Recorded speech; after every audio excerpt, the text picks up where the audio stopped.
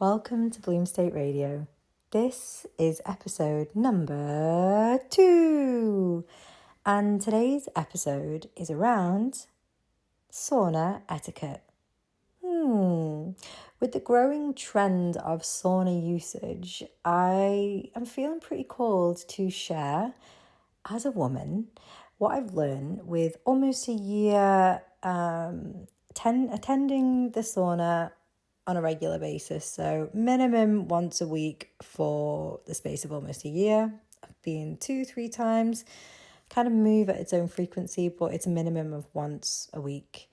And I have been moving in this space and I've added so many different things to my experience so that I can feel comfortable as a woman in a space that is,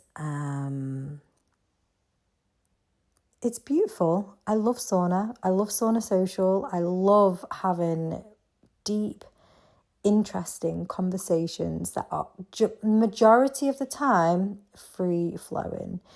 But I am aware that I am a woman, and for some reason, I don't know why, in some communal saunas, the majority of the footfall tend to be men. There are women, but the majority tend to be men. So what I've learned during my time in the sauna is that I'm always bringing a towel in with me. So I'll wrap myself up while I'm in the changing room, come into the sauna. I will keep myself wrapped up, sit down, and then unwrap the towel. I tend to sit closest to the door just because I like that spot. But I have been going for a little while now, so I'm fairly familiar with a lot of the faces that are down there. So I feel secure enough to go and sit in a corner if I so wanted to. But generally, when I first started to go down there, when I wasn't sure on who was there around, I sat closest to the door because it made me feel safer.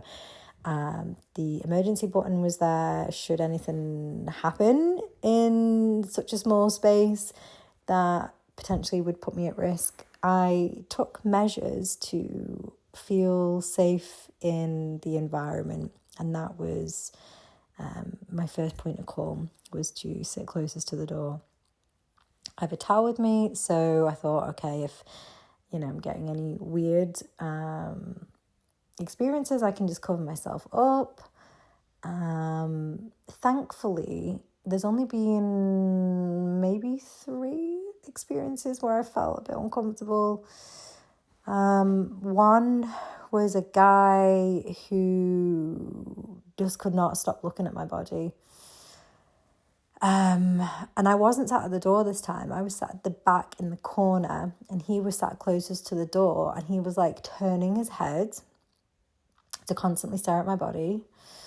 So I could just feel, the first couple of times I was like, right, I can give some grace. Like, we are in a sauna. Obviously, there's going to be glances at our bodies, but there's a line, and we know we're adults, right?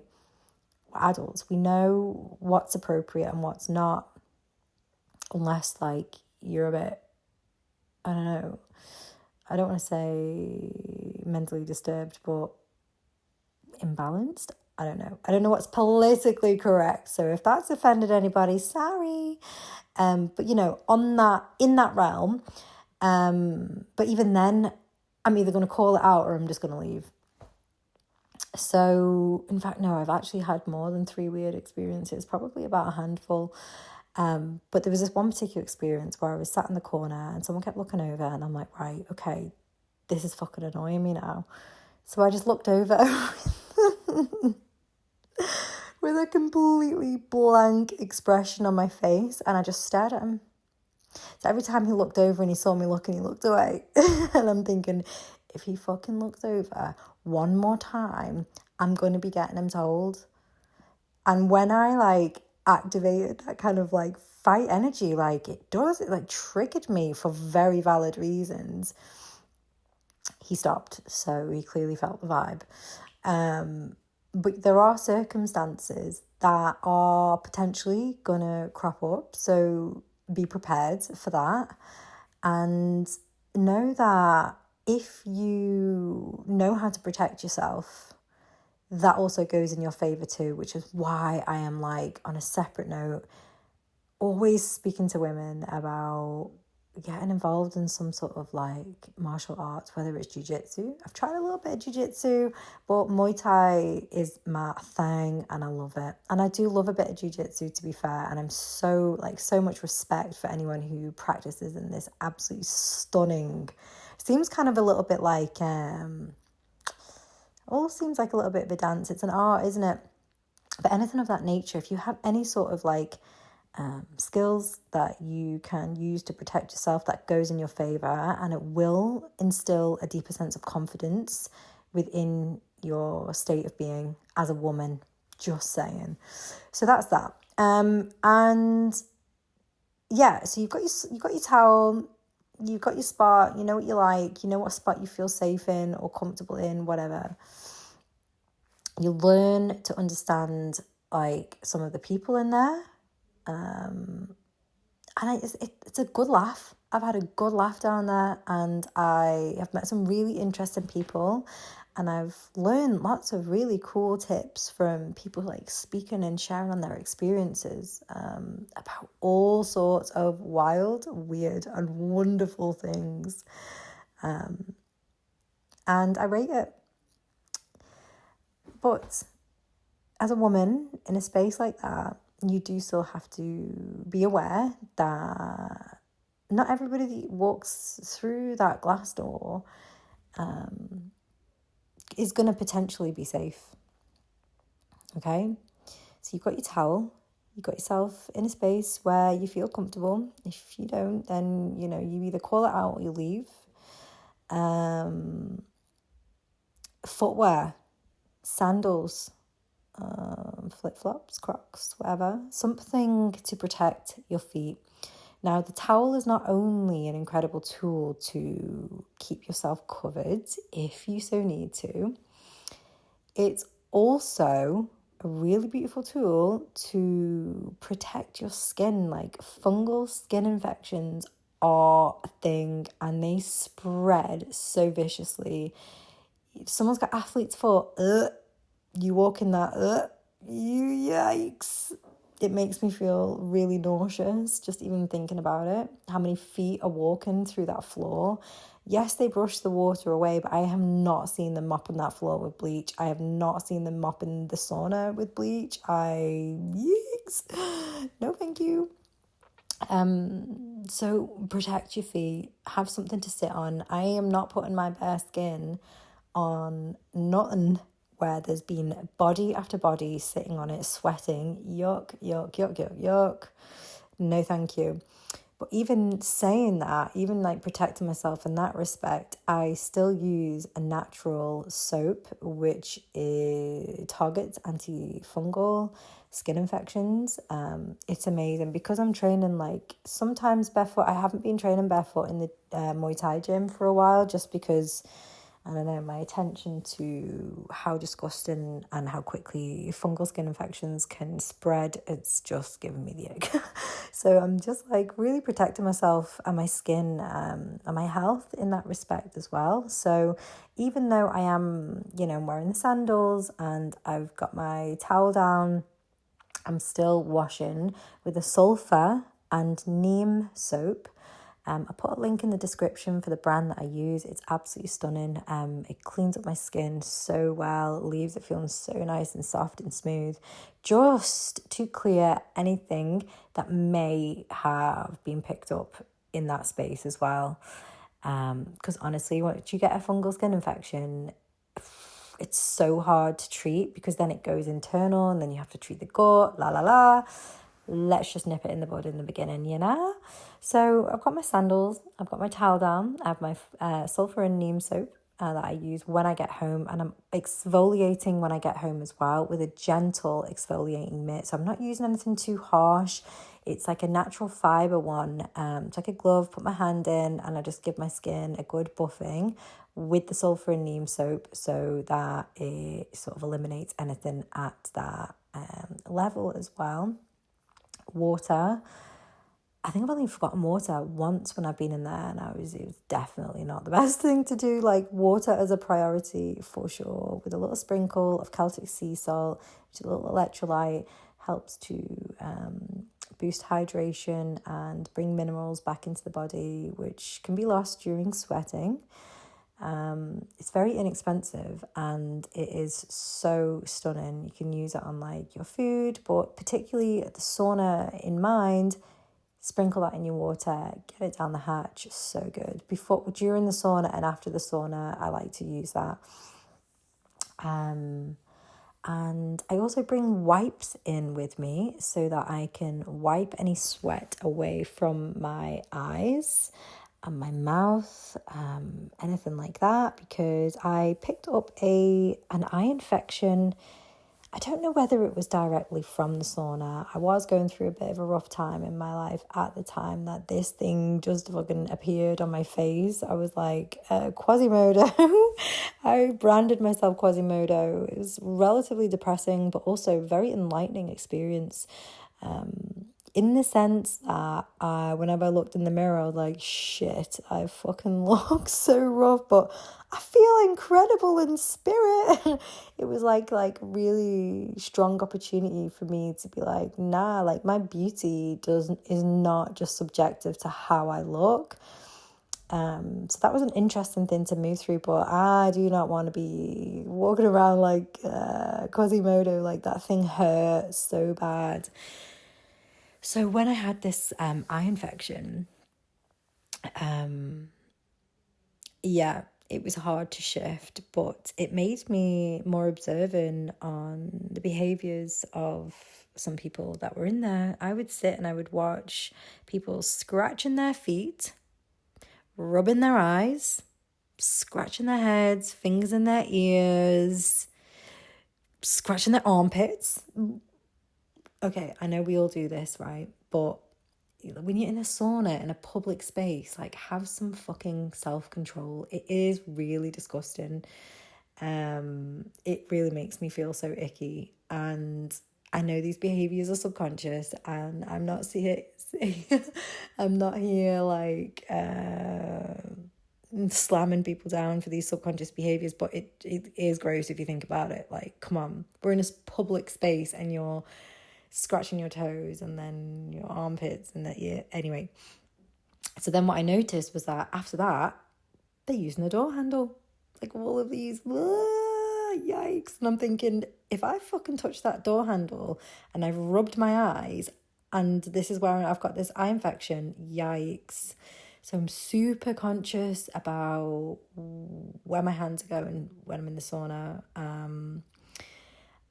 which is why I bring a wipe to wipe the sweat from my eyes when it comes down. And I will also rinse my eyes out, my face off with the Celtic sea salt water that I've brought in as well. When I say my eye was like Quasimodo, that's literally not a joke. My eye was so big and swollen, like I had a black eye from it. It was so bad. And the only thing that brought it down was heat as well. So yeah, it was a really interesting one to navigate that, but I'm going to be definitely taking measures to ensure said Quasimodo mode does not reemerge. Like, I'm all about Esmeralda, babes. Whilst I'm definitely not scared to lean into the quasi psyche, Esmeralda's the vibe, you know? So we got towel, sandals, shoes. We got some ushti, aka water, with some Celtic sea salt. Wipes to wipe away the sweat. Feeling into the space before you just go and sit in a corner in a space with people that you don't know. Lying down is also a no-no, unless I'm in there on my own or if I'm in there with someone who I know. Because, like, and I know this is going to sound extreme, but as a woman, like, we do need to be getting real with the reality that there are men out there that aren't safe. sex offences are a real fucking thing, even on the Isle of Man. So if you're laid down in a sauna, if you think about it, right, and this is where the trigger came for me, and this has come through experience. So I remember I was laid down in the sauna. I was lay on my back and I had my knees together. So like obviously that space wasn't like wide open. And someone who was in the sauna at the same time, he got up and he went to go and turn the timer around. And whilst like I wasn't like freaked out by the energy of this person, he didn't speak, he was pretty chill. As he walked back to go and sit down on the bench, I had this insight. I was like, oh my God, he could fucking easily put his hands around my throat and strangle me right now. And I know this sounds really extreme. I know it does. But again, as women, we need to just be getting a bit more real. Like, whilst I know I can protect myself, it's not a position that I really want to be in. So I'm going to be sat up and be sat up unless I'm in that space with someone that I know. So, yeah, just knowing, being a bit more aware and not just taking situations so lightly, while simultaneously acknowledging that it's a space to relax and sweat it out and have good conversations if you so wish to. But the reason why I wanted to create this episode was to bring some awareness as a woman in communal environments where your body is exposed, and just not getting it twisted that there are men out there that are dangerous, and putting measures in place that will keep you safe. And if you do notice any fuckery, as in someone is staring at your body for prolonged periods, that is clearly not acceptable. Like, we can hold space for, you know, someone looking at our body as in like a glance. We know as adults, healthy-minded adults, what's appropriate and what's not. And I used to accept hugs from people in the sauna as well, but now I don't. It's a fist pump or a nothing, because I do not want my body being pressed up against someone else's half naked body unless I'm intimate with them. So I've learned a lot over this period of time that I've been in these communal spaces. And also something that's been quite new for me is wearing cotton clothing after the sauna, because our skin is still breathing and releasing sweat and toxins post sauna. So it's not like we leave the sauna and the job's done. There's still a process that's happening while our body comes down to its natural body temperature.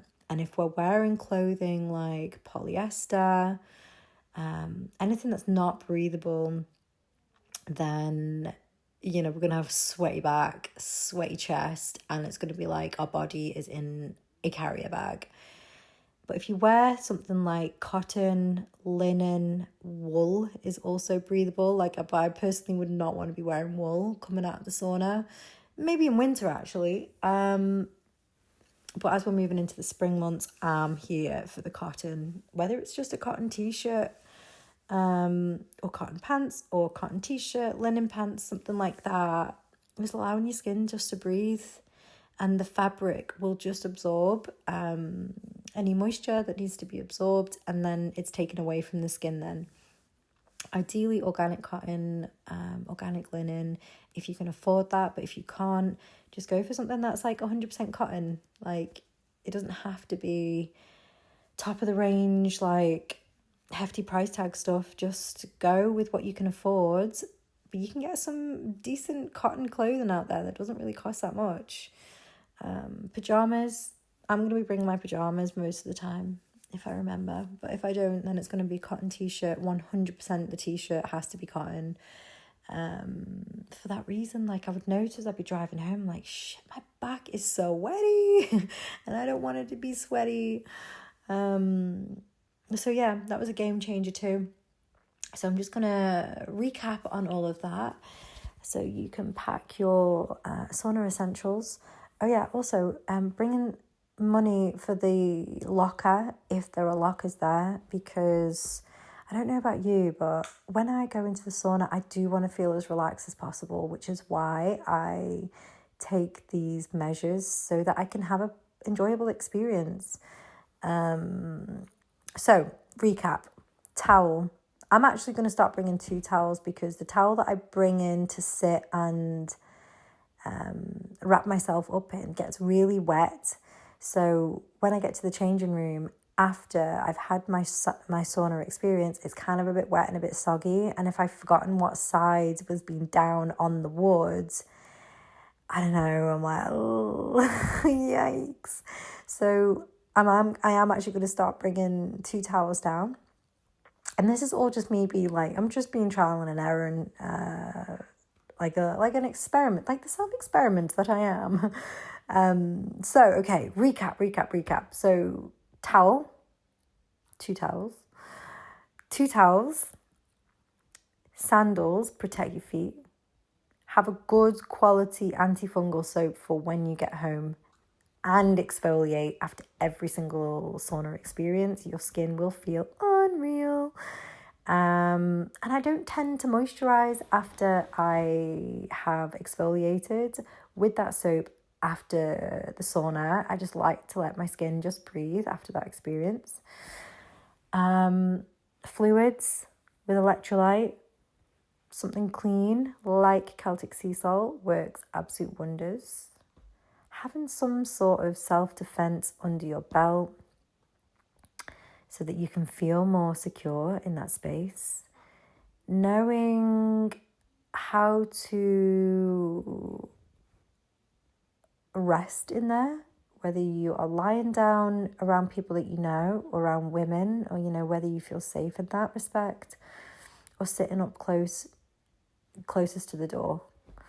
That is always going to be my number 1 spot. I think I just do like it there. I feel, I can see the clock. I can see who's coming and going, and also if I needed to scarp, but that's my exit. But if that's not available, I do feel comfortable enough now to sit somewhere else. Okay, so knowing where your safety spot is in there as well.